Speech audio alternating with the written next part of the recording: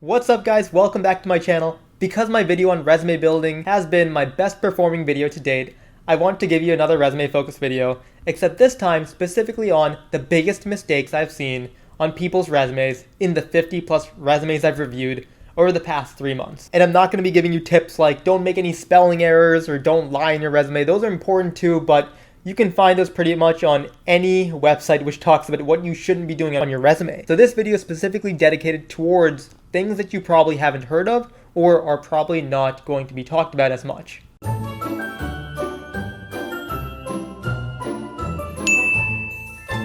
I'm Eesen, a proud graduate of the University of Southern California, and I work as a consultant at Workday full-time, but in my part-time, I mentor students and I help them land jobs and internships. Before I jump right into it, I would really appreciate it if you could smash that like button for me, and also hit the subscribe button because I post videos every single week. So mistake number 1, no focus on impact. One thing I saw a lot of people do on their resumes is they talk about what they've done, but there's no impact. And I get it, you might be someone who's working in a work-study job where all you did was pick up the phone and talk to students and parents. But instead of saying answered phone calls daily, say something like, resolved all customer complaints to prioritize customer satisfaction. It sounds a lot more impressive, so what I'd recommend is you comb through your resume and think about what impact you had and be creative with that too. And now the second mistake, no quantifiable achievements. I understand that you can't quantify every single thing that you've done. For example, if one of the things you did in your internship was present on a certain topic, then you can't quantify the number of presentations because that's only one presentation.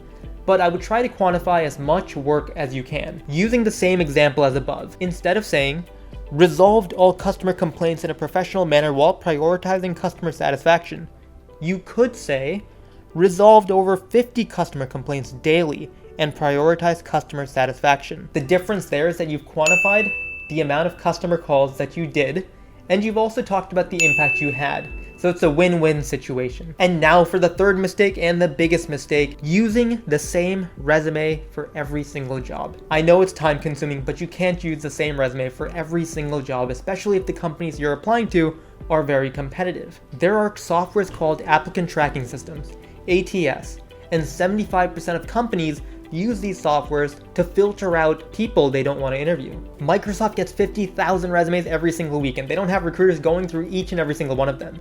In fact, they probably use an ATS to filter it down to maybe 50 resumes, this is just a guess, and then they have recruiters read those resumes which have been filtered. So if you aren't customizing your resume, you're missing out on a lot of opportunity. So what does customizing your resume actually mean? Go to the job description of the companies which you're interested in applying to, and look for the keywords and add those keywords into your resume. And that'll make a huge difference. Customizing your resume also shows that you're a serious candidate. When a recruiter is actually physically going through your resume, they'll notice that you've added in these keywords, and they'll notice that you actually tried to make your resume a good fit for that opportunity. So in these times, you have to take whatever opportunity you can to maximize the chances of just landing an interview.